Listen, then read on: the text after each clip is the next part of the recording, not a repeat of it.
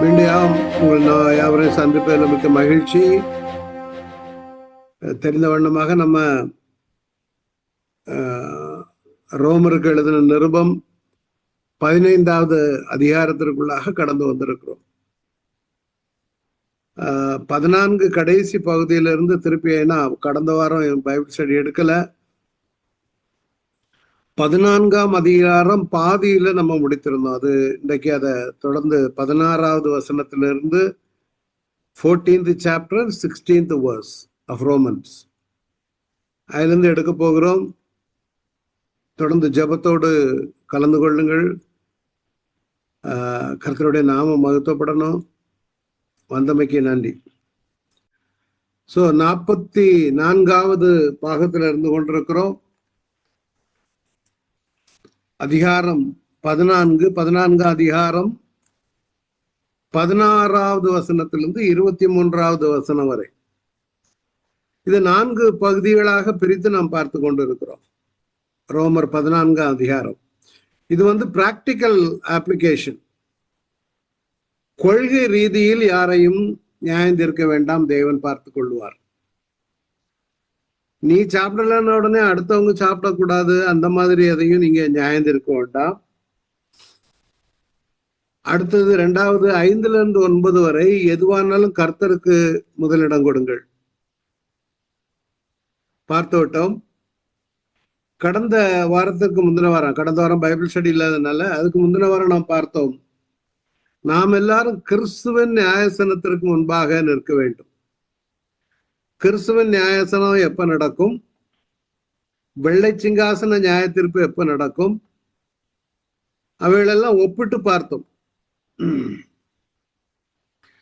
இன்றைக்கு 16வது வசனத்திலிருந்து 23 வரை உள்ள காரியங்களை நாம் தியானிக்கலாம். தேவனுடைய ராஜ்யத்தை நாடுங்கள். விசுவாசிகளை ஏற்றுக்கொள்ளப்படுவதில் காணப்படும் முரண்பாடுகள். ஒவ்வொருத்தரும் அவங்களுக்கு மனசுல பட்டபடியெல்லாம் மற்றவங்களை ட்ரீட் பண்றது. அதுதான் அங்க பவுல் எழுதுகிறார். ஏன்னா அங்க ஒரு மிக்ஸ்டு ரேஸ் ரோமுக்குள்ள இருக்குது. யூதர்கள் ஒரு பக்கம் இருக்காங்க, அவங்களுக்குன்னு ஒரு ஸ்டைல் இருக்குது. 1. 2வது புறஜாதிகள், ரோமர்கள் சுத்தமா ஆண்டவரை குறித்து அறியாத ஜனங்கள் 2 கூட்டம். 3வது கூட்டம் யூதர்களிலிருந்து ரட்சிக்கப்பட்டவர்களும் அங்க இருக்காங்க. ஒவ்வொருத்தருக்கும் ஒவ்வொரு விதமான பண்பாடுகள், போஜனங்கள். இதை பார்த்தீங்கன்னா கோஷர் ஃபுட் இருக்கு பாருங்க. கோஷர் ஃபுட்டு யூதர்களுக்குரியது, பியோர்லி. கோஷர் ரெஸ்டாரண்டே இருக்குது, அந்த ஃபுட்டை தான் அவங்க எடுப்பாங்க, கோஷர் ஃபுட். சிலவங்க பியூர் வெஜிடேரியன்ஸ் இருக்காங்க, அல்ல நான்வெஜ் எல்லாம் அடிச்சு புசிக்கிறவங்களும் இருக்கிறாங்க. இவர் மெயினா எம்பசைஸ் பண்றது என்னன்னா, அங்க ஒரு யூதன் இருக்கலாம், யூத கிறிஸ்தவன் இருக்கலாம். ஒரு யூத கிறிஸ்தவன் கோஷர் ஃபுட்டை பழகினவன். இப்ப நான் ஒரு சாதாரண ஒரு கிறிஸ்தவன், ரட்சிக்கப்பட்ட கிறிஸ்தவன். அப்போ ஒரு யூத கிறிஸ்தவனை சந்திக்கும் பொழுது அவன் எங்க வீட்டுக்கு வர்றான்னு வைங்க, அவனுக்கு நான் கோஷர் ஃபுட்டை தான் கொடுக்கணும். ஏன்னா அவனுடைய பழக்கத்தை, நம்ம பண்பாட்டை மதிக்க வேண்டும். சில இப்போ ஒரு வித்தியாசமான பின்னணியிலிருந்து வந்தவங்க ரட்சிக்கப்படும் பொழுது கிறிஸ்தவர்கள் என்ன பண்ணுவாங்க, பிரதர் அது நீங்க அன்னைக்கு வெஜிடேரியன்லாம் சாப்பிட்டீங்க, இப்போ கிறிஸ்தவத்துல அதெல்லாம் கிடையாது, அடிச்சு பூசிங்க அப்படின்னு அவங்களை கட்டாயப்படுத்தக்கூடாது. அது அவங்க விருப்பம். தேவனுடைய ராஜ்யம் புசிப்பும் குடிப்பும் இல்லத சொல்றதுக்கு தான் ரோமர்ல இங்க எழுதுகிறார். ஏன்னா அங்க ஒரு யூதன் இருப்பான், ரட்சிக்கப்பட்ட ஒரு யூதன் இருப்பான், ஒரு ரோமன் இருப்பான், அவனுக்கு கடவுளை பற்றியே தெரியாது. ரட்சிக்கப்பட்ட ஒரு ரோமன் இருப்பான். இப்போ ரட்சிக்கப்பட்ட யூதன் ரட்சிக்கப்பட்ட ரோமனை, நாங்க ரட்சிக்கப்பட்டிருந்தாலும் விருத்த சேதனமும் பண்றோம், பண்டிகைகளை கொண்டாடுறோம், நீயும் கொண்டாடணும்னு சொல்லி கட்டாயப்படுத்தக்கூடாது. அதான் அங்க சொல்ல வர்றது. அங்க கிரேக்கன் இருக்கலாம், அவனுக்கு சில பண்பாடுகள் இருக்குது. ஆனால் அவனுடைய வழிக்கு, அதாவது அவன் வழிபடுகிற விக்கிரகத்தை வணங்குவதற்கு நாம் செல்லக்கூடாது.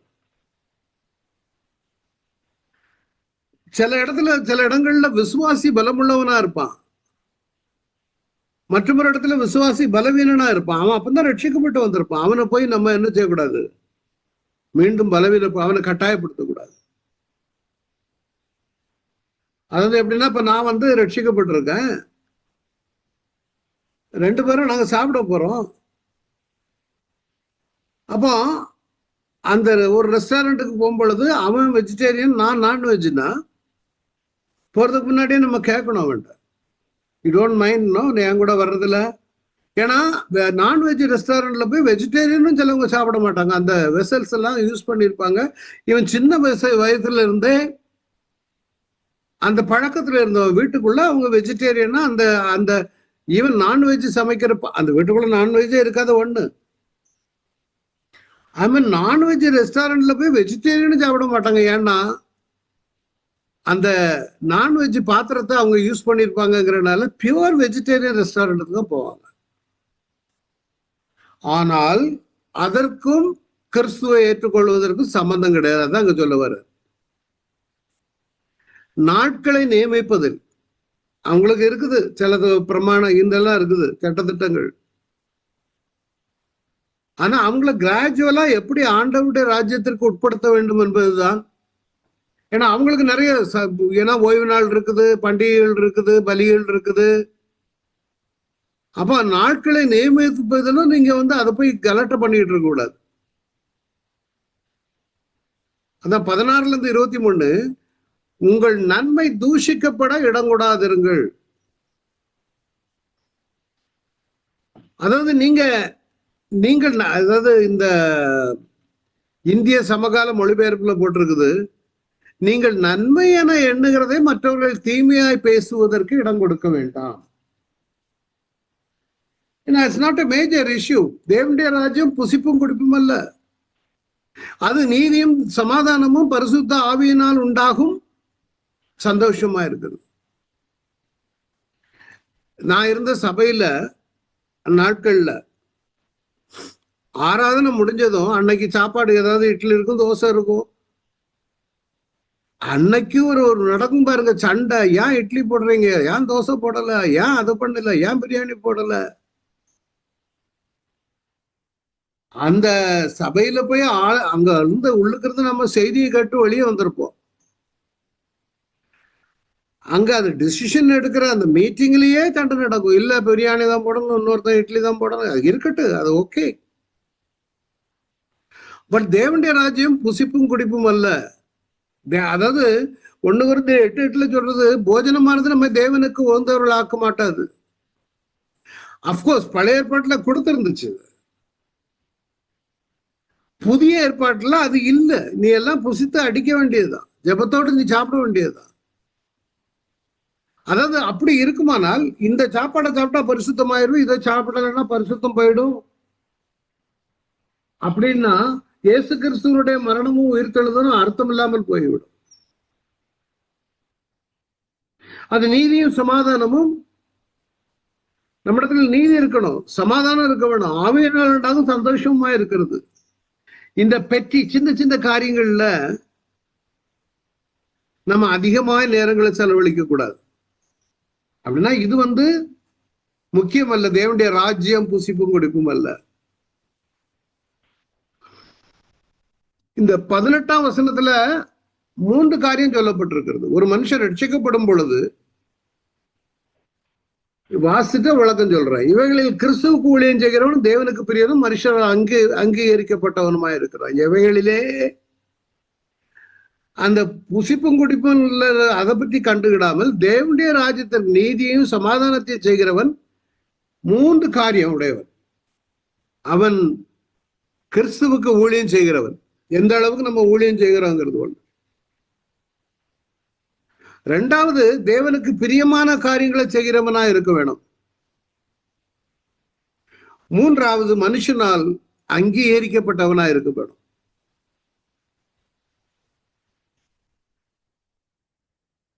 மனுஷனால் அங்கீகரிக்கப்படணும். என்ன நம்ம சரி ஒரு புதுசா ஒரு விசுவாசி வந்திருக்கிறான், அவன் வித்தியாசமான பின்னணியில வந்திருக்கிறான்.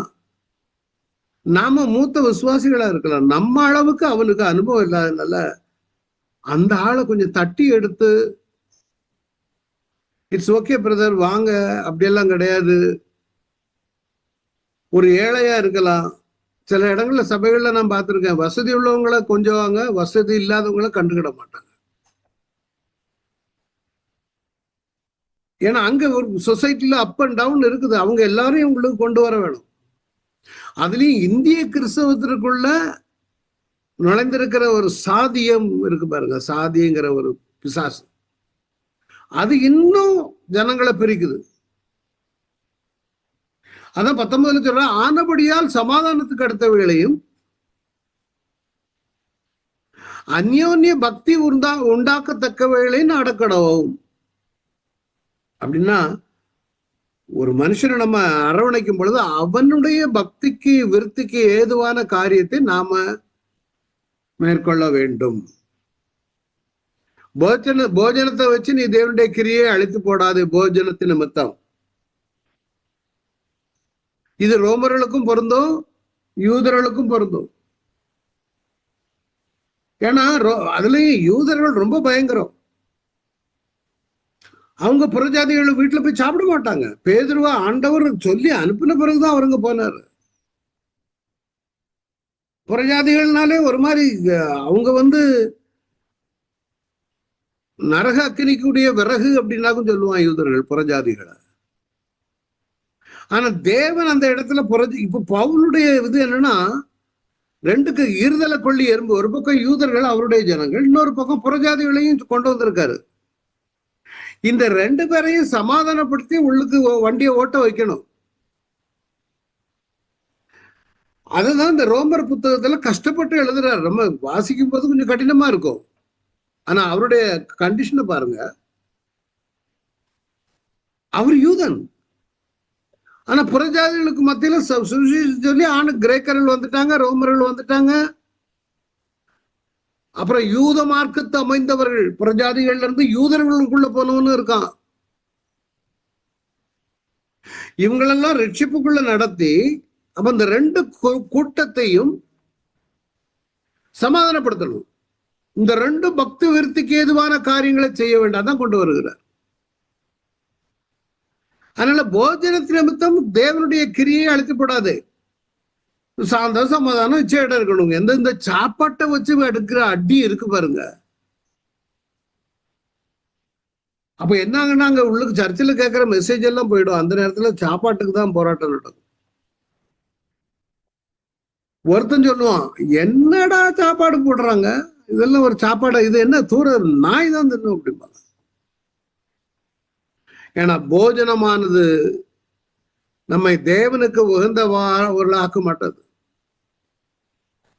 அது சாப்பிடுறதுனால மேன்மையும் இல்லை, புசியா இருக்கிறதுனால நமக்கு குறைவும் இல்லை. அதுதான் பவுலுங்க எழுதுகிறார்.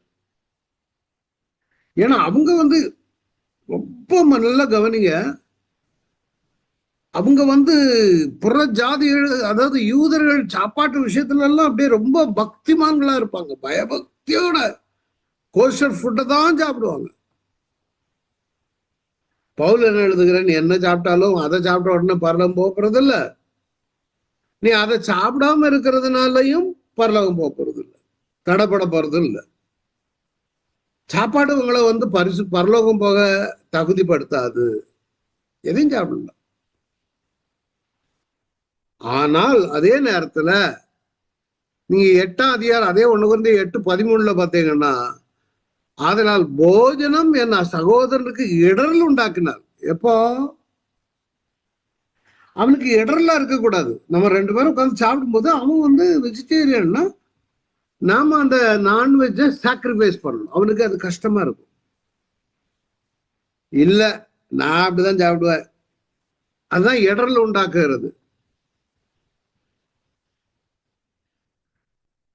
இடரல் உண்டாக்காதபடிக்கு என்றைக்கும் மாம்சம், என்றைக்கும்னா எப்போ கூட இருக்கும் பொழுது. நீங்க வீட்டுல போய் சாப்பிட்டுக்க, எதையும் சாப்பிட்டுக்க.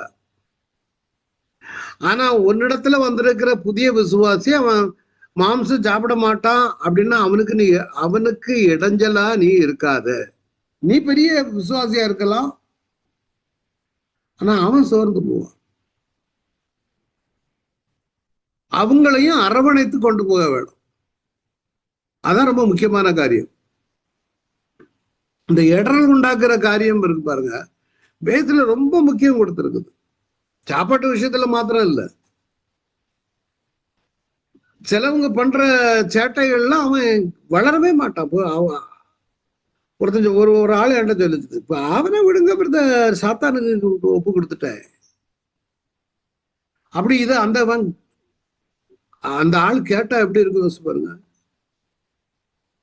அதுதான் 6ஆம் அதிகாரத்துல ரொம்ப பிரமாதம் எழுதுறேன். எண்ணத்தை உண்போம், எண்ணத்தை குடிப்போம், எண்ணத்தை உடுப்போம். இப்படி இதை வச்சு நம்ம கிறிஸ்தவத்துல இது பண்ணோம்னா இவன் அஞ்ஞானிகள் நாடி தேடுகிறார். இவைகளெல்லாம் உங்களுக்கு தேவைன்னு உங்க பரமபிதா இருந்தது. ஆனா இது ஒரு இஷ்யூ அல்ல. நீங்க எதையும் சாப்பிட்டு போ, ஆனா அதே நேரத்துல முதலாவது தேவனுடைய ராஜ்யத்தையும் அப்படி நீதியும் தேயுங்கள்,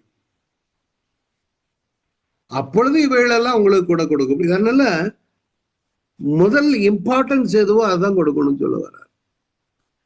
ஒருத்தன் பலவீனமான வந்தா தேவனுடைய ராஜ்யத்துக்கு தடஞ்சலா அவன் இருக்கக்கூடாது. நாளைக்கு அவன் திருப்பி கோயிலுக்கு வராத அளவுக்கு அவனை கண்டுக்கிடாம விட்டுறக்கூடாது. நிறைய சபைகள்ல நடக்கிற சம்பவங்கள். ஒரு புது ஆளு வந்திருக்குன்னா, நாங்கெல்லாம் எங்க சபையில பார்த்தீங்கன்னா புதுசா யார் வந்தாலும் நேரம் போய் பார்த்து பேசுவோம். சில சபைகள் சில இடங்கள்ல பேசவே மாட்டாங்க. வந்திருக்கிற புது ஆள் அப்படியே ஓரத்துல ஒதுங்கி நிற்பான். யாராவது நம்மகிட்ட பேச வர மாட்டாங்களா? வசதி உள்ளவங்களை பார்த்து பேசக்கூடிய கூட்டமும் இருக்காங்க. அப்ப இந்த மாதிரி காரியங்கள்ல கேர்ஃபுல்லா இருக்கணும். ஆண்டவருடைய ராஜ்யம் கட்டப்பட வேண்டும், அதற்கு ஏதுவான செயல்பாடுகள் நம்மள காணப்பட வேண்டும். நீங்கள் கற்றுக்கொண்ட உபதேசத்திற்கு 16 சொல்லுது, ரோமர்ல தான், விரோதமாய் பிரிவினைகளையும் இடர்களையும் உண்டாக்குறவர்களை குறித்து எச்சரிக்கையா இருங்க. அப்படிப்பட்டவர்களிடம் விட்டு நீங்க விலகி விடு.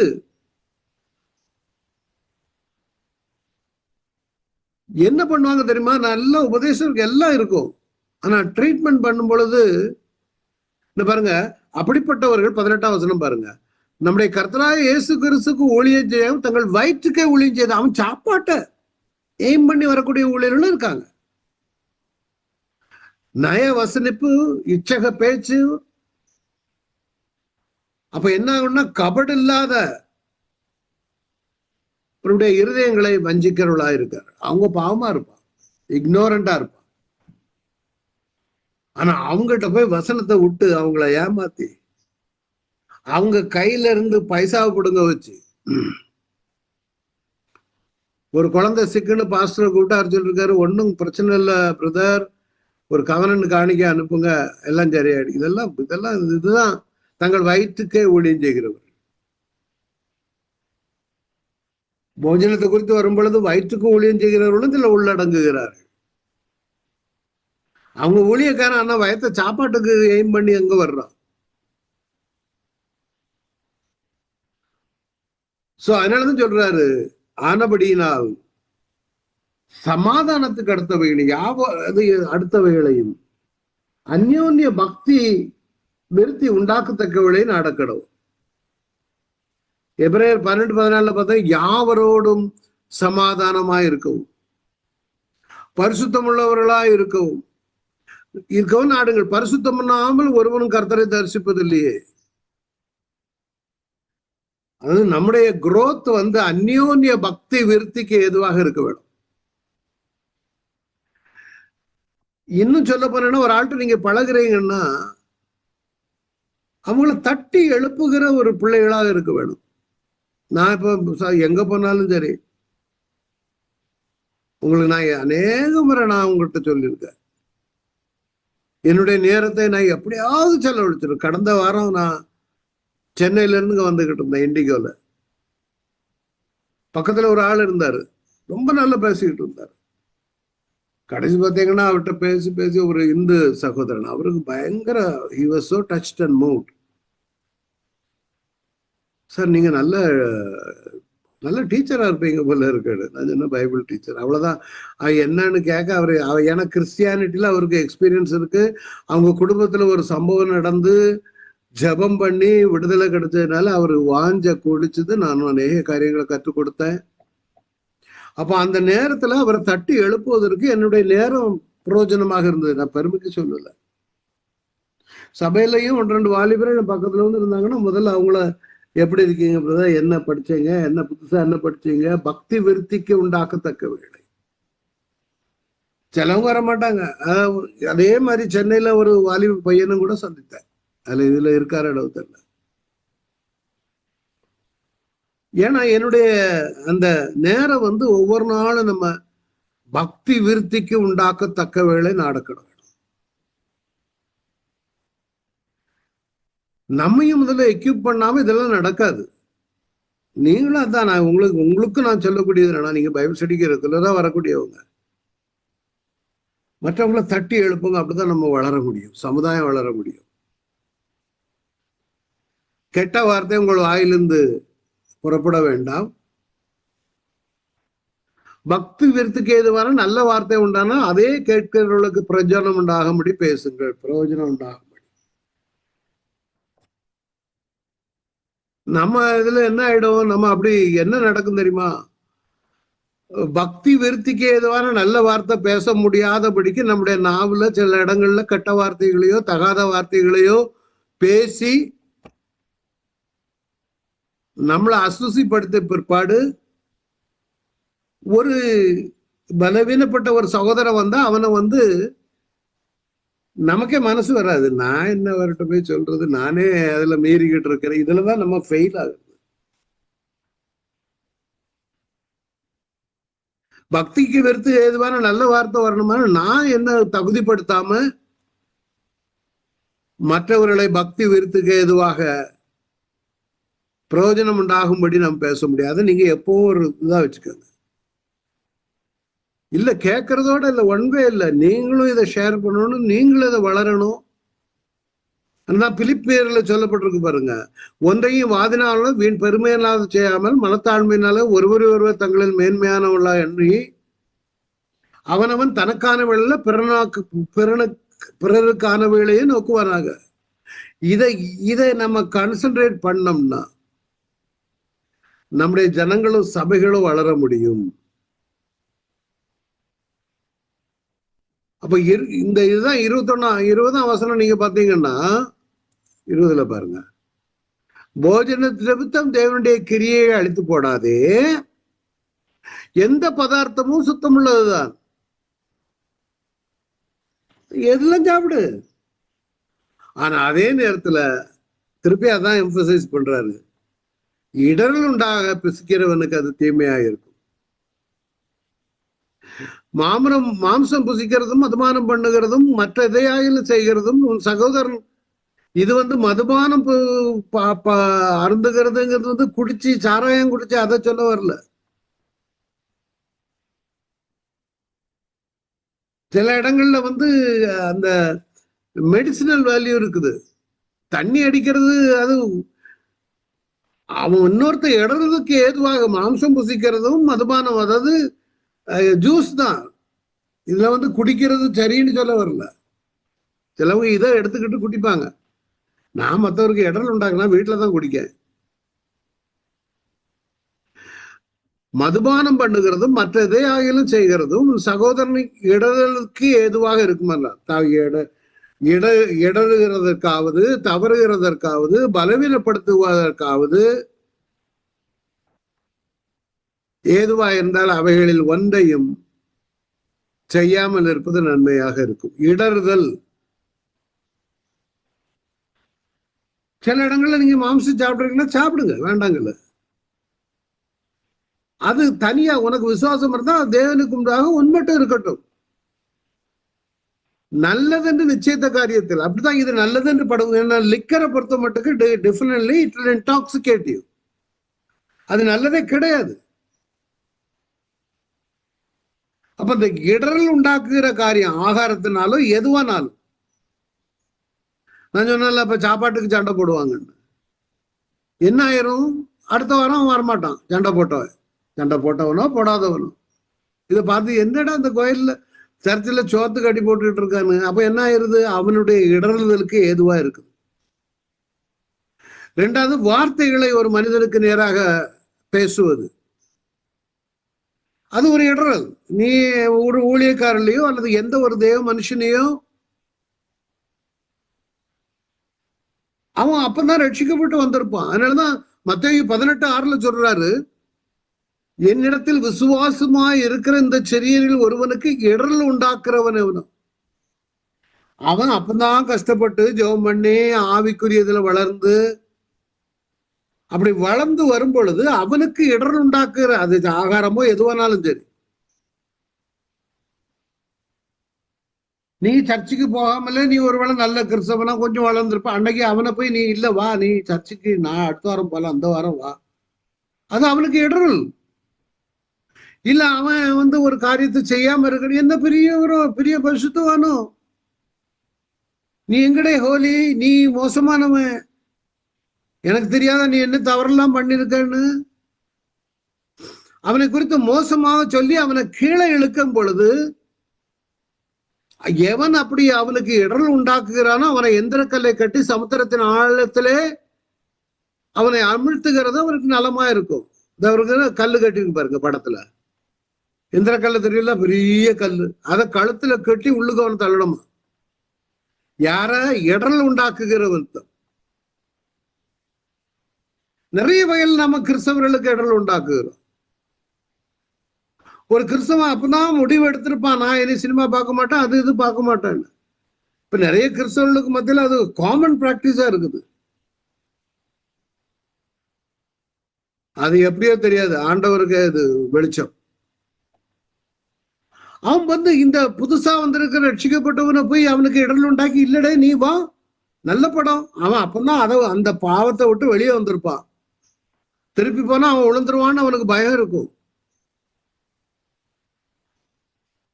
அப்படிப்பட்டவனுக்காக நீயும் போகாத, அவனையும் இழுக்காது. அதான் சொல்றாரு, அப்படிப்பட்டவன அப்படி எவன் இழுக்கிறானோ அவனை சமுத்திரத்தின் ஆழத்திலே அவனை அமிழ்த்துகிறது அவனுக்கு நலமா இருக்கும். இடர்களின் நிமித்தம் உலகத்துக்கு ஐயோ. இடர்கள் வருவது அவசியம், ஆனாலும் எந்த மனுஷனால் இடர்கள் வருகிறதோ அவனுக்கு ஐயோ. மற்றவங்க விழுகிறதற்கு மற்றவங்களை கட்டி எப்படியாவது இவனை விழ தட்டிடணும். நாம என்ன எப்படின்னா, நீங்க இப்பதானே பிரதர் நீங்க வர வேண்டாம் பிரதர், நீங்க ஜெபம் பண்ணுங்க, நீங்க ஜெபம் பண்றீங்களா, ஓகே ஓகே, அவங்கள என்கரேஜ் பண்ணி அவங்கள இன்னும் வளர்றது இருக்கு. அவங்க பலவீனத்தை தாங்கணும். இல்ல நானும் வரேன், நானும் இல்ல நீ இப்பதான் அதெல்லாம் விட்டுருக்க, நானும் போகல நீயும் போக வேண்டாம். சரி, அவங்கள உற்சாகப்படுத்த வேணுமே தவிர இந்த அநேக இடங்கள்ல நடக்கிற சபைகளுக்குள்ள குடும்பங்களுக்குள்ள வேலை பார்க்கிற இடங்கள்ல ஒரு கிறிஸ்தவன் ஆண்டவருக்கண்டு வைராக்கியமா இருக்கும் பொழுது அவங்கள, அது எதா இருக்கலாம், லென்த் டேஸா இருக்கலாம், இல்ல அவங்க லென்த் டேஸ் எடுக்கிறாங்க, அதுக்காண்டி நீ சாப்பிட்றன்னு அவங்க லென்த் டேஸ கிறிஸ்துவுக்குன்னு தான் எடுக்காங்க. 40 நாள் நான்வெஜ் சாப்பிடாம இருக்காங்க, அவ்வளவுதான். அவங்கள ஆனர் பண்ணணும், அவங்களுக்கு ஆனர் பண்ணணும். Well good, do it. முடிஞ்சா நீயும் பண்ணல வேண்டாம், அது குற்றம் இல்லை, ஆகாரம் இல்லை. ஆனா அவங்க தேவனுக்கு பேரை சொல்லி இருக்கிறதுனால அதை நம்ம ஆனர் பண்ண வேண்டும். எங்களுக்கு அங்க மத்திய கிழக்கு நாடுகள்ல இஸ்லாமியர்கள் ரமதான் டைம்ல பயங்கர ஸ்ட்ரிக்டா இருப்பாங்க. சிலவங்க எல்லாம் ரொம்ப இல்ல இட்ஸ் ஓகே அப்படிம்பாங்க. நாங்க என்னாலும் அத அவங்களுடைய அந்த தீர்மானத்தை நம்ம ஆனர் பண்ண வேண்டும். அதுக்காண்டி எனக்கு நான் கிறிஸ்தவன் நான் சாப்பிடுவேன் அப்படின்னா அவன் தான் அலோவ் பண்ணாலும் நீங்களும் நானும் அந்த தவறை செய்யக்கூடாது. சிலவங்க இருக்காங்க, எனக்கு நண்பர் ஒரு நல்ல டாக்டர், அவரெல்லாம் எனக்கும் கூட நானும் சாப்பிடுவேன், நான் ஃபாஸ்டிங் இல்லை இளங்கோ அப்படின்பாரு. நான் அவரை குறையா சொல்ல, வயசாகி போச்சு, சுகர் ப்ராப்ளம் அப்படிலாம் இருந்தேன். ஸோ அதனால பலமுள்ளவர்களாகிய நாம் நமக்கே பிரியமாய் நடவாமல் பலவீனருடைய பலவீனங்களை தாங்க வேணும். ஒருவேளை நாம அவன் சரியில்லை, அவன் பேச்சு சரியில்லை, அவன் செய்யறது ஒண்ணு, அவன் பேசுறது ஒண்ணு, அவன் பெரிய பிரசங்கம் பண்ணுகிறான், அவன் பண்றது ஒண்ணு, ஆனா நடக்கிறது வேறன்னா, அப்ப நீ பலமுள்ளவனாகிய நாம் என்ன செய்யணும்? அந்த பலவீனரை தாங்க வேண்டும்ங்கிற.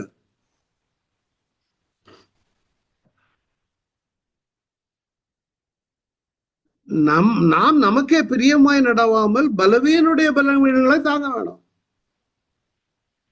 பவுல் அதுதான் சுத்தி சுத்தி சுத்தி சுத்தி எழுதுறார்.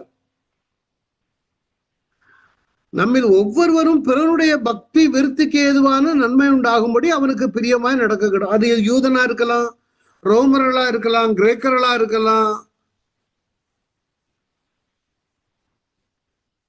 அதனாலதான் பேதுருக்கிட்ட ஆண்டவர் சொன்னாரு, சாப்பாட்டு விஷயத்துல நான் அதெல்லாம் சாப்பிட மாட்டேன் ஆண்டவரே, சின்ன பிள்ளையில இருந்து. அது இஷ்யூ இல்லை, ஆனா பக்தி விருத்திக்கு ஏதுவா இருக்கணும். ஆனா அதே நேரத்துல பாருங்க, இவரை புறஜாதிக்குள்ள அனுப்பணும். அதன் மூலம் சுவிசேஷம் சொல்லப்பட வேணும். அதனாலதான் பேதுருட்ட சொன்னார், தேவன் சுத்தமானவர்களை நீ தீட்டாக எண்ணாது என்று இரண்டாம் தரம் சத்தம் அவனுக்கு வானத்திலிருந்து வந்துச்சு. ஆனால் போஜன காரியங்கள்ல இன்னும் ஒண்ணு இருக்குது, அபாத்திரமாய் போஜன பானப்பட்டுகிறவன். இது வேற இன்னொரு டாபிக். இயேசு கிறிஸ்துடைய மரணத்தையும் உயிர்த்தெழுதலையும் நிறைவு கூறும்படியா எடுக்கிற போஜன பானம். அந்த நேரத்துல ஒருத்தன் அபாத்திரமா கை வைப்பான், ஆனால் அவனை மெதுவா சொல்லி புரிய வைக்கணும். 1 கொரிந்தியர்ல என்ன பண்றது? எண்ணத்தினாலெனில் அபாத்திரமாய் போஜனம் பண்ணுகிறவன் கர்த்தருடைய சரீரம் என்னதென்று நிதானித்து அறியாதனால் தனக்கு ஆக்கினை தீர்ப்பு வரும்படி போஜனம் பண்ணுகிறார், போஜனபானம் பண்ணுகிறார். இது நிமித்தம் உங்களில் அநேகர் பலவீனரும் வியாதி உள்ளவர்களுமாய் இருக்கிறார்கள், அநேகர் நித்திரையும் அடைந்திருக்கிறார்கள். நம்மை நிதானித்து அறிந்தால் நாம் நியாயத்திற்கப்படும். இது ஆண்டவுடைய பந்தியில பங்கெடுக்கும் பொழுது இதுலயும் மற்றவர்களை உற்சாகப்படுத்தலாம் சில காரியங்களை. சோ இந்த ஆகார விஷயங்கள்ல மற்றவர்களை குற்றவாளியாக தீர்க்க கூடாதுங்கிறது. 22ஆம் வசனம் சொல்ல பாருங்க, உனக்கு விசுவாசம் இருந்தால் அது தேவனுக்கு முன்பாக உன் மட்டும் இருக்கட்டும். நல்லதென்று நிச்சயித்த காரியத்தில் குற்றவாளி ஆக்காதவன் பாக்கியவான். ஒருவன் சம்சயப்படுகிறவனாய் புசித்தால் அவன் விசுவாசம் இல்லாமல் புசிக்கிறபடினாலே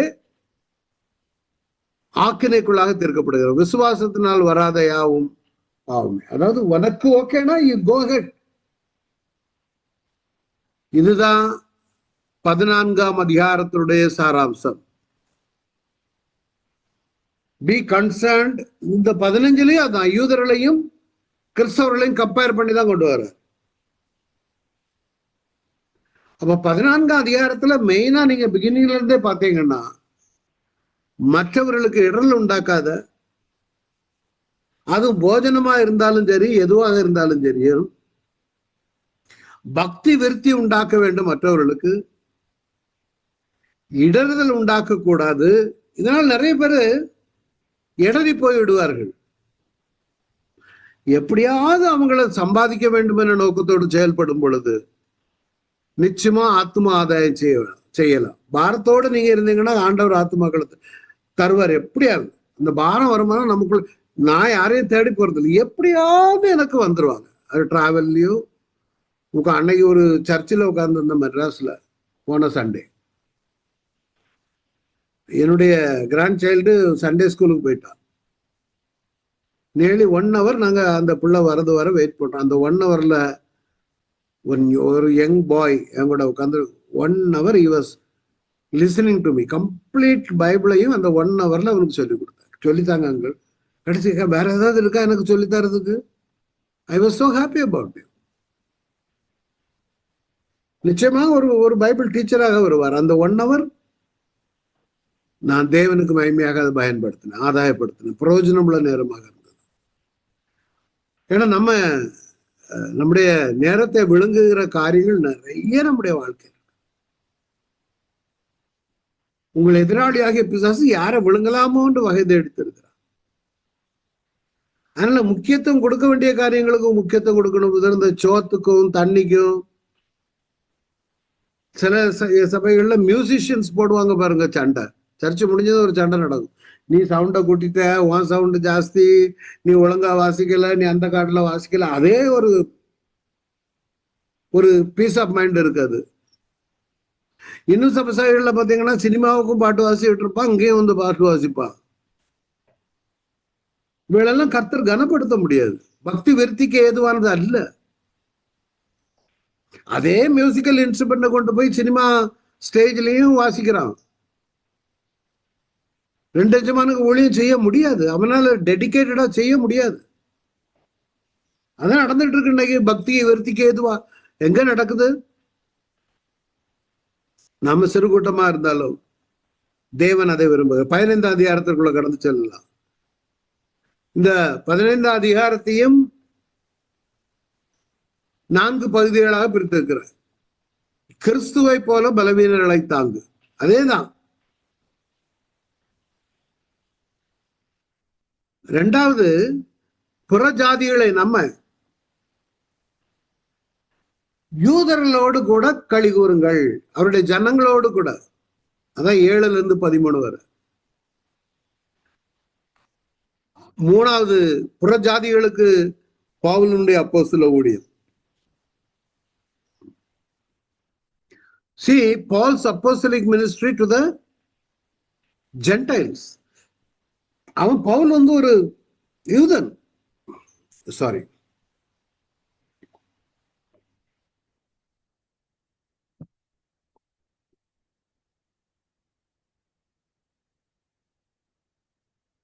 பவுல் 2வது பாயிண்ட் புறஜாதிகளையும் யூதர்களையும் ஒன்று சேர்க்கிற காரியம். Unifying mission of Jew and Gentiles. யூதர்களையும் புறஜாதிகளையும் இணைக்கும் ஒரு காரியத்தை சொல்லுகிறார். 3வது புறஜாதிகளுக்கு பவுலுடைய ஊழியம். 4வது பவுலின் பயண திட்டங்கள். நாங்க ரோமுக்கு வரணும்னு இருக்கேன் அப்படின்னு பல காரியங்களை கடைசியாக சொல்லுகிறார். சோ முதல் காரியம், கிறிஸ்துவை போல பலவீனர்களை தாங்க.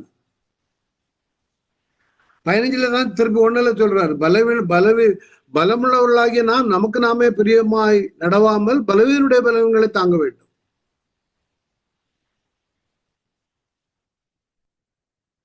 பிறனுடைய பக்தி விருத்திக்கு ஏதுவான அதே இதுதான் ரிப்பீட் ஆகுது இங்கேயும். விசுவாசத்தில் பலவீனம் உள்ளவர்களை சேர்த்து கொள்ளுங்கள், ஆனாலும் அவருடைய மன ஐயங்களை குறித்து குற்றமாய் நிர்ணயிக்காதிருங்கள். சில மன ஐயங்கள் வரதான் செய்யும். நீ என்னடே விசுவாசி, அதை குறிச்சு ரொம்ப குற்றப்படுத்தாதங்க. தெசலோனிக்கே 5:14 சொல்றாரு, நான் உங்களுக்கு போதிக்கிறது என்னவென்றால் ஒழுங்கில்லாதவர்களுக்கு புத்தி சொல்லுங்கள், திடனற்றவர்களை தேற்றுங்கள், பலவீனரை தாங்குங்கள், எல்லாரிடத்திலும் நீடிய சந்தமாயிருங்கள். திருப்பையும் அதே தான் கொண்டு வருகிறார். தொடர்ந்து கலாத்தியர்ல பார்க்கும் பொழுது, ஒருவன் யாதொரு குற்றத்தில் அகப்பட்டால், நல்ல கவனிங்க, ஆவிக்குரியவர்களாகிய நீங்கள் சாந்தமுள்ள ஆவியோட அப்படிப்பட்டவனை சீர்பொருந்த பண்ணுங்கள். இல்லடே விட்டுட்டேன், அந்த சாத்தானுக்கு ஒப்பு கொடுத்துட்டேன், அவனையும் விருப்பட மாட்டான். ஏன்னா அவன் இப்பதான் வருவான். பலமுள்ளவன் பலவீனம் உள்ளவனை தாங்க கடவன். சபைகள்ல நிறைய பலவீனமானவர்கள் இருக்கலாம். ஏன்னா அவங்க என்ன நீ கைய உயர்த்த மாட்டாங்க, நீ பாட்டு பாடினா இப்படி நிக்கிற அப்படி, ஏன் அப்பதான் அவன் ரட்சிக்கப்பட்டு வந்திருப்பான்.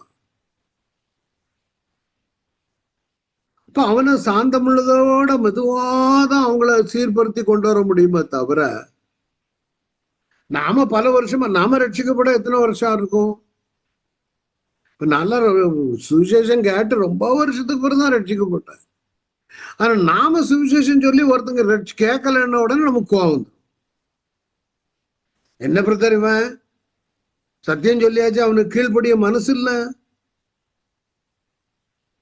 நீ எத்தனை வருஷத்துக்கு பிறகு ரட்சிக்கப்பட்ட? நான் நிறைய பேர்ட்ட கேட்டிருக்கேன்.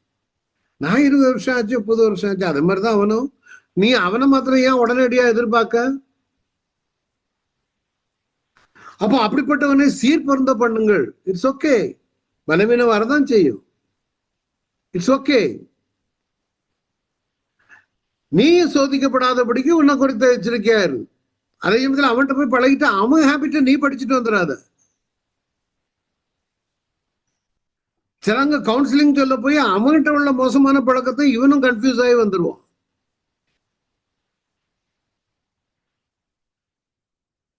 சில ஆளுங்களை நம்ம ரொம்ப கேர்ஃபுல்லா ஹேண்டில் பண்ணலன்னா you will also be last.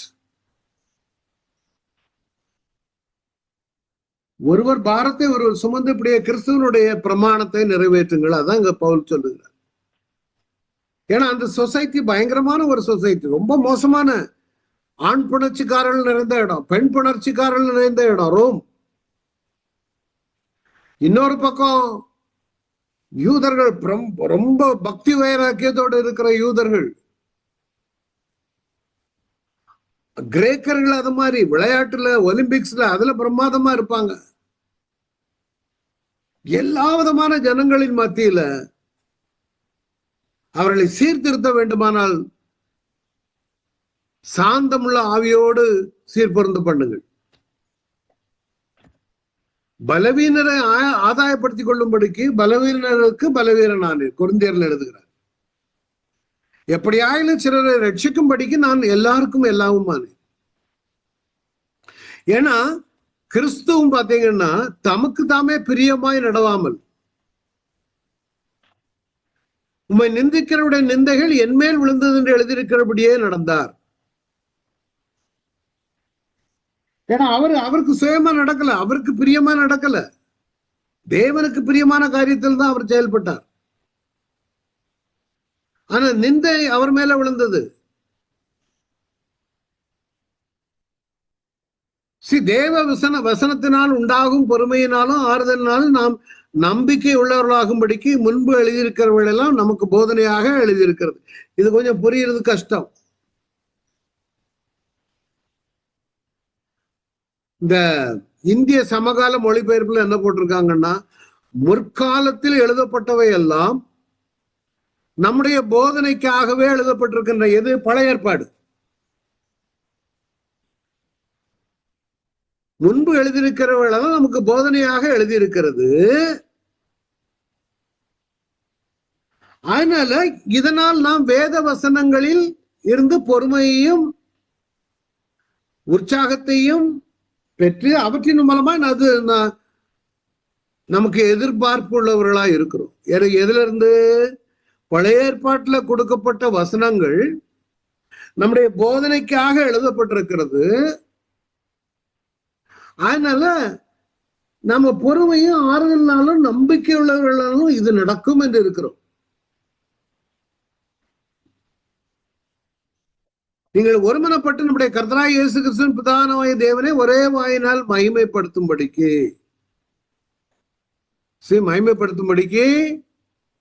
பொறுமையும் ஆறுதலையும் அளிக்கும் தேவன் கிறிஸ்து இயேசுடைய மாதிரியின்படியே நீங்கள் ஏக சுந்தர படிக்க உங்களுக்கு அனுக்கிரகம் செய்வாராக. இந்த 15ஆம் அதிகாரம் எல்லாமே பெரிய பெரிய பெரிய வசனங்கள்.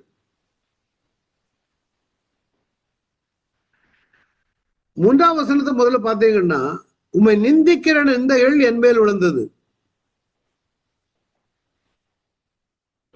யோவான் 5ஆம் அதிகாரத்தில் இயேசு சொல்லுகிறார், நான் சுயமா ஒன்று செய்கிறதில்லை, நான் கேட்கிறபடியே நியாயந்திருக்கிறேன், எனக்கு சித்தமானதை நான் தேடாமல். அதுதான் மீன். என்னை அனுப்பின பிதாவுக்கு சித்தமானதையே நான் தேடுகிறபடியால் என் தீர்ப்பு நீதியா இருக்கிறது. என் சித்தத்தின்படி அல்ல, என்னை அனுப்பினுடைய சித்தத்தின்படி செய்வே நான் வானத்திலிருந்து இறங்கி வந்தேன். நமக்கு பிரியமானவர்களை நாம் செய்யாமல், அதுக்குதான் சொல்ல வருது. பிலிப்பியர்ல இயேசு கிறிஸ்துவை பற்றி ரொம்ப பிரமாதமா சொல்லப்பட்டிருக்கிறது. கிறிஸ்து சிந்தையே உங்களில் இருக்க கிடவது. அவர் தேவனுடைய ரூபமா இருந்து தேவனுக்கு சமமா இருப்பதை கொள்ளையான பொருளாக இல்லாமல் தம்மை தாமே வெறுமையாக்கி அடிமையின் ரூபம் எடுத்து மனுஷர் சாயலானார். அவர் மனுஷ ரூபமாய் காணப்பட்டு மரணபரிந்த, அதாவது சிலுவையின் மரணபரிந்தம் கீழ்ப்படிந்தவராகி தம்மை தாமே தாழ்த்தினார். நிந்தைகள் அவர் மேல விழுந்தது. ஆனா அவர் கீழ்ப்படிந்தவராக, அவர் கஷ்டப்படுத்துறதுக்கு உட்படுத்தப்பட்டார். ஆனா அதை பற்றி கவலைப்படல. அடிமையின் ரூபம் எடுத்தார் அவர். ஏன்னா அந்த எல்லாவற்றுக்கும் மேலான நாமத்தை பெற்றுக் கொள்ளுகிறார். ஏன்னா சாத்தா ஒரு ஐடியா கொடுத்தான், நீ தேவனுடைய குமாரனை ஆனால் பூமியில் உள்ள எல்லா பூமியையும் அவருடைய மகிமையையும் காண்பித்து தேவனுடைய குமாரனை ஆனால் என் காலில் விழுந்து என்னை பணிந்து கொள்ளணும். அப்பால போய் சாத்தான ஆண்டவர் அடித்தார். ஏன்னா அவன் எல்லா ராஜ்யத்தையும் உனக்கு தர்றான்னாரு. ஆனா ஆண்டவருக்கு தெரியும் அவன் காலில் விழுந்தா நடக்காது. பிதாவினுடைய சித்தத்தின்படி அடிமையின் ரூபம் எடுக்கும் பொழுது தம்மை தாழ்த்தும் பொழுது எல்லாவற்றுக்கும் மேலான நாமத்தை அவருக்கு கொடுத்து உயர்த்தினார். அதே மாதிரிதான் நம்முடைய வாழ்க்கையில இங்கதானே இங்கிலீஷ்ல பார்த்தோன்னு தெரியல, உடைய சத்ருவை பாதப்படி ஆக்கி போடும் வரைக்கும். நம்முடைய பாதத்துல சாத்தான் இருக்கணுமே தவிர சாத்தான் பாதத்துல நாம இருக்க கூடாது. நீங்க நடக்கிற நிலைமை அதுதான், அப்படிதான் இருக்குது. அந்தபடியே மனுஷகுமாரனும் ஊழியம் கொள்ளும்படி வராமல் ஊழியம் செய்யவன் நேரம் மீட்கும் பொருளாக தன்னுடைய ஜீவனை கொடுக்க வந்தார். அவர் மேல அந்த நிந்தை விழுந்து பாருங்க. அது உம்முடைய வீட்டை குறித்து உண்டான பக்தி வைராக்கியம் என்னை பட்சித்தது, உண்மை நிந்திக்கிறவுடைய நிந்தனைகள் என் மேல் விழுந்தது. இதுதான் இந்த இடத்துல உண்மை நிந்திக்கிறவுடைய நிந்தைகள் என் மேல் விழுந்தது என்று எழுதியிருக்கிறபடியே நடந்தார் இயேசு. இது சங்கீதத்திலிருந்து கொண்டு வந்து கோட் பண்றார்.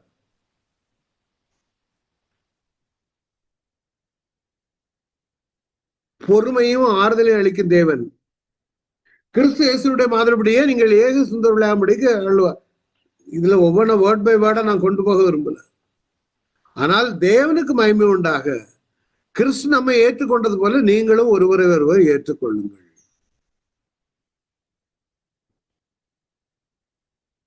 திருப்பி அதுதான் அந்த கூட்டத்தை தான் சொல்றார். எப்படிப்பட்டாலும் ஏற்றுக்கொள்ளுங்கள், நீங்கள் ஒருவரில் ஒருவர் அன்பாயிருங்கள், நான் உங்களில் அன்பா இருந்தது போல நீங்களும் ஒருவர் அன்பாயிருங்கள். இன்னொரு இடத்துல பரிசேயரும் வேதபாரரும் முறுமுறுத்தாங்க. பாவிகளை ஏற்றுக்கொண்டு அவரோடு அவருக்குடைய இயேசு கிறிஸ்துடைய எண்ணமே அப்படித்தான். பாவிகளோடு போய் இருக்கிறார், பந்தி இருக்கிறார். ஏன்னா அவர் பலவீனனுடைய பலவீனங்களை தாங்குகிறவர். பாவிகளோட போய் ஆகாரம். நீங்க இதுல லூக்கா 15:2 பார்த்தீங்கன்னா பரிசேயர் வேதபாரர் முறுமுறுத்து இவர் பாவிகளை ஏற்றுக்கொண்டு அவர்களோடு சாப்பிடுகிறார் என்றார். ஏன்? அவங்களை ஆதாயப்படுத்திக் கொள்ள. சகைய வீட்டுக்கு சாப்பிட போனாரு. சாப்பிட போனதுனால அந்த ஆத்மாவை ஆதாயப்படுத்த முடிஞ்சது. நீங்க வா, உங்க அவன் செய்தது மரத்துல ஏறி அவரை பார்க்கணும்னு போனான்.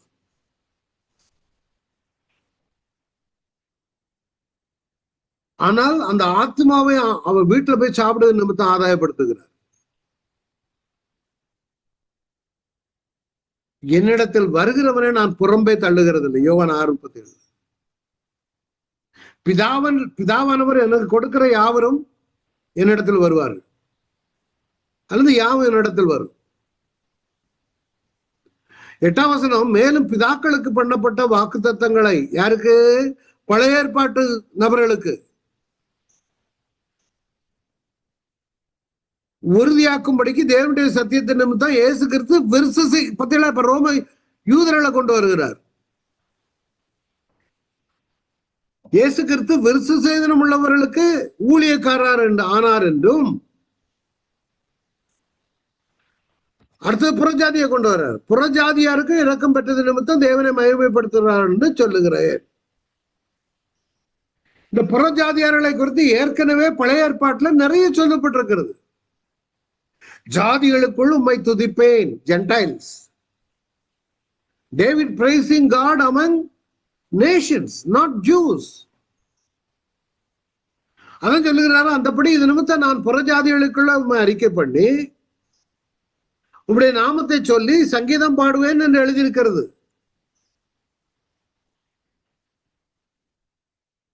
நான் ஏற்கனவே சொன்னேன், ஒரு ஜங்ஷன் இருக்கா புறஜாதிகளுக்கும் யூதர்களுக்கும் மத்தியில போகுது. இந்த வசனத்தின்படி நான் யூதர்களுக்கு ஊழியக்காரரானார் என்று இயேசு கிறிஸ்து விருத்த சேதனம் உள்ளவர்களுக்கு, இங்கே விருத்த சேதனம் இல்லாத புறஜாதியாருக்கு ஊழியம் செய்கிறதை பார்க்கலாம். சரி, அதனாலதான் இந்த இலங்கை சமகால மொழிபெயர்ப்புல இருக்கான்னு பாக்க கொஞ்சம் இருங்க. 9ஆம் வசனத்தை எப்படி வாசிக்கும் பாருங்க. கோப்ப அந்த ஸ்கிரீன் என்கிட்ட இருக்குன்னு நினைக்கிறேன். 15:9 அந்த இருக்கு பாருங்க.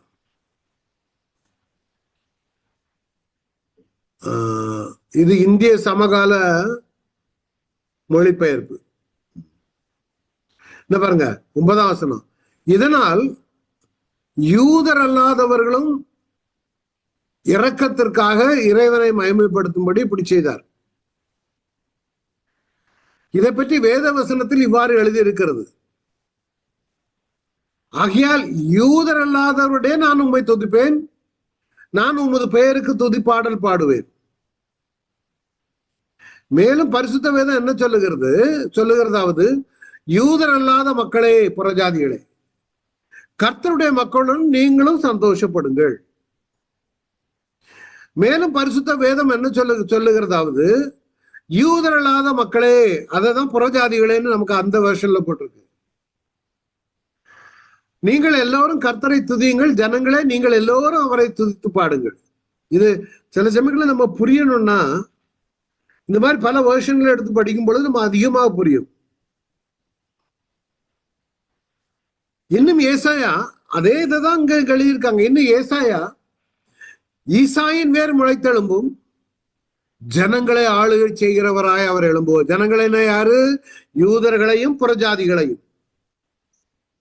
யூதரல்லாத மக்கள், அதாவது நாம் அவரில் எதிர்பார்ப்புடையவர்களாய் இருப்பார்கள் என்று சொல்லுகிறார். இதை நீங்க நம்ம ரெகுலர் வெர்ஷன்ல படிச்சீங்கன்னா இந்த அளவு கிளியரா புரியல. எதிர்பார்ப்பை கொடுக்கும் இறைவன், நீங்கள் அவரில் நம்பிக்கையா இருக்கும்போது உங்களை எல்லா சந்தோஷத்தினாலும் சமாதானத்தினாலும் நிரப்புவராக. அப்பொழுது நீங்கள் பரிசுத்த ஆவியானவரின் வல்லமையினால் உங்கள் எதிர்பார்ப்பில் பெருகுவீர்கள். இந்த யூதர்களையும் புறஜாதிகளையும் இணைக்கும்படியாக 2 பேருக்கு தான் அவர் வந்தாருங்கிறது இங்க கட்டாயப்படுத்துகிறார்.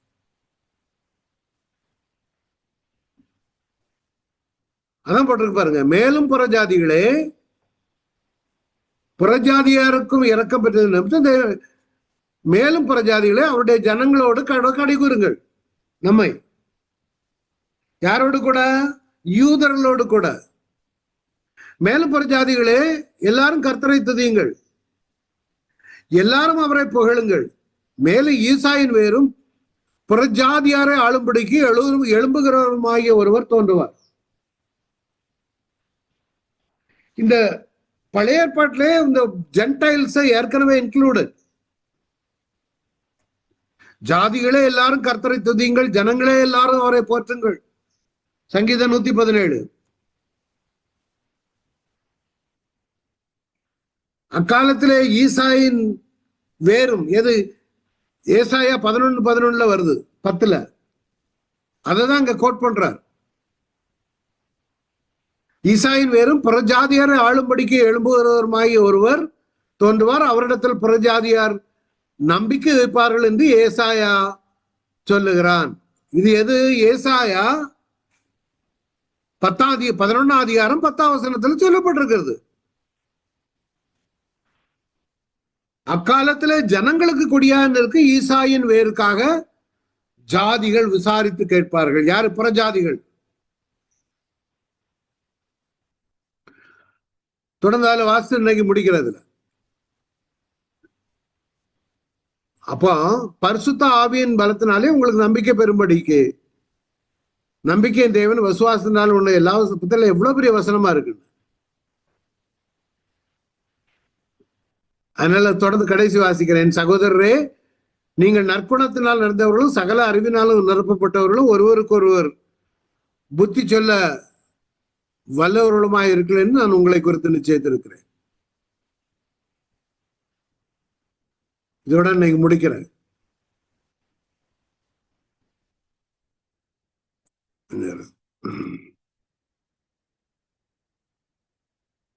சோ நம்முடைய வாழ்க்கையில எல்லாரையும் அனுசரிச்சு எவ்வளவுக்கு எவ்வளவு ஆத்துமாக்களை ஆதாயப்படுத்த வேண்டுமோ அதை செய்ய வேண்டும் என்று ஆண்டவர் விரும்புகிறார். அது புறஜாதியான இருந்தாலும், இந்துவானாலும், இஸ்லாமியர்களானாலும் சிலவங்க அந்த பக்கமே திரும்ப மாட்டாங்க. Start hating people. அப்படி அவர் ஹேட் பண்ணியிருந்தா நாம இன்னைக்கு ரட்சிக்கப்பட்டிருக்க மாட்டோம். எல்லாருக்கும் எல்லாமுமான என்ற வண்ணமாக எவ்வளவுக்கு எவ்வளவு நம்ம ஆதாயப்படுத்த முடியுமோ, எவ்வளவுக்கு எவ்வளவு பலவீனங்களை தாங்க முடியுமோ, இடர்களுக்கு மற்ற ஒரு ஒரு ஒரு விசுவாசி வளர்ந்து வரும் பொழுது அவனை குற்றம் சொல்லி அவனை தயவு செய்து அவனை கீழே தள்ளி விட்டுறது. ஆபத்து. ஒரு விசுவாசி வளரும் போது யாரா இருந்தாலும் சரி, ஊழியக்காரனாலும் இருந்தாலும் யாரா இருந்தாலும் சரி, இப்ப நம்ம இந்த சில ஊழியக்காரங்கள் எல்லாம் பிடிச்சி வசப்பாடி பயங்கரமா. ஒரு நாள் என்கிட்ட வெளிநாட்டுல அமெரிக்கால இருந்து ஒருத்தருக்கு இது பண்ணிட்டாரு. அவன் ஒரு தொட்டி பையா பொறுக்கி பையா. நான் முடிச்சு திட்டினேன், உங்களுக்கு தெரியுமா, நீங்க பாத்தீங்களா, ஏன் இந்த மாதிரி பேசுறீங்க நீங்க? அதான் ஆண்டவருக்கு கணக்கு ஒப்புவிக்கணும். அதனால உன்னுடைய நீ அவன் இடறதுக்கு ஏதுவான ஒரு மனுஷனா மாறிவிட்ட, நீ ரட்சிக்கப்படவும் இல்லை. அது என்னவோ கிறிஸ்தவரை குறித்து ரொம்ப பாரப்படுகிற மாதிரி. ஆண்டவர் சில காரியங்களுக்கு அவர் கணக்கு ஒப்புவிக்கணும், அது நாம அல்ல. ஒண்ணு. ரெண்டாவது, மற்றவர்கள் ஒரு கிறிஸ்தவ வளருவதற்கு இடறதுக்கு ஏதுவா நம்ம இருக்கக்கூடாது. அவங்களுடைய அர்ப்பணிப்பு, அவருடைய ஜெப ஜீவிதம், அவருடைய அன்றாடம் ஃபாஸ்டிங் இருக்கதா இருந்தாலும் சரி, அல்ல ஒரு ஊழியம் செய்கிறவனா இருந்தாலும் சரி, அவன்லாம் கள்ளப்பையன். அவன் என்ன ஊழியம் பண்றான்? அவனுடைய ஊழியத்துல ஆத்துமாக்களே உனக்கு வராது. அதுக்கு ஆண்டவர் பாக்குறது. ஊழியர்களை அதெல்லாம் நானும் ஒரு காலத்துல அப்படி இருந்தவனால உங்களை சொல்ல வரேன். எல்லாம் ஜெயிப்போம் எல்லாரும் கூட. நிறைய பேர் வந்திருக்கிறீங்க. நல்ல ஆண்டவரே, இந்த மாலை வேளையில ஆண்டவரே வந்த ஒவ்வொருவரையும் இந்த காரியங்கள்ல இருந்து விலக்கி காக்க வேண்டுமா ஜெபிக்கிறோம். வந்திருக்கிற ஒவ்வொருவரும் மற்றவர்களை தட்டி எழுப்பத்தக்கதாக, மற்றவர்களை உற்சாகப்படுத்தத்தக்கதாக, பலவீனர்களை தாங்கத்தக்கதாக நல்ல ஒரு மெச்சூர்டு கிறிஸ்டியனா மாற்ற வேண்டுமா ஜெபிக்கிறேன். இதன் மூலம் அநேகருடைய ராஜ்யத்திற்கு உட்பட வேண்டும். புறக்கணிக்க கூடாது, குற்றப்படுத்தக்கூடாது, இடறதுக்கு ஏதுவா இருக்கக்கூடாது. அப்படி ஏதுவா இருப்போமானால் எந்திர கல்லை கட்டி கழுத்துல கட்டி தண்ணிக்குள்ள போடக்கூடிய லெவலுக்கு ஆகிவிடும். அந்த லெவலுக்கு நீங்களும் நானும் ஆக வேண்டாம். சில ஊழியர்கள் தவறு செய்து பெரிய பிரச்சனைகளை போறாங்க. அதை பற்றி அதை போஸ்ட் பண்ணி அவங்களுடைய வீடியோவை ஒருத்தருக்கு ஒருத்தர் ஷேர் பண்ணி அதெல்லாம் நீங்க செய்யாதுங்க. அதை ஆண்டவர் பார்த்துக் கொள்ளுவார். அப்படி வாரம் இருக்குமானா அவர்களுக்கு அப்படி ஜெபம் பண்ணுங்க. ஏதோ கிறிஸ்தவமே கட்டு போறது மாதிரி குய்யோமையோன்னு சிலவும் கத்துவாங்க. ஆனா அவங்களுடைய வாழ்க்கை கேடுகட்டுதான் இருக்கும். நல்ல ஆண்டவரே, வந்த ஒவ்வொருவரையும் ஆசீர்வதிங்க. இந்த காரியங்களுக்கு விலக்கி காத்து கொள்ளுங்க. நாங்கள் இன்னும் மற்றவர்களை உற்சாகப்படுத்தி உங்களுடைய ராஜ்யத்திற்கு உள்ள பிள்ளைகளாய் மாற்ற கிருபை செய்யுங்க. வந்த ஒவ்வொருவரையும் ஆசீர்வதிங்க. பலவீனம் இருக்கலாம், வியாதியோடு போராட்டத்தில் இருக்கலாம். Hallelujah. I rebuke every sickness in the name of Jesus. Bless all of them in the name of Jesus. உடைய கரங்களில் முற்றிலும் ஒப்பு கொடுக்கிறேன். ஆளுகை செய்யுங்க. அன்பேசுவின் மூலம் பிதாவே. ஆமென். தேங்க்யூ. வந்த எல்லாருக்கும் மிக்க நன்றி.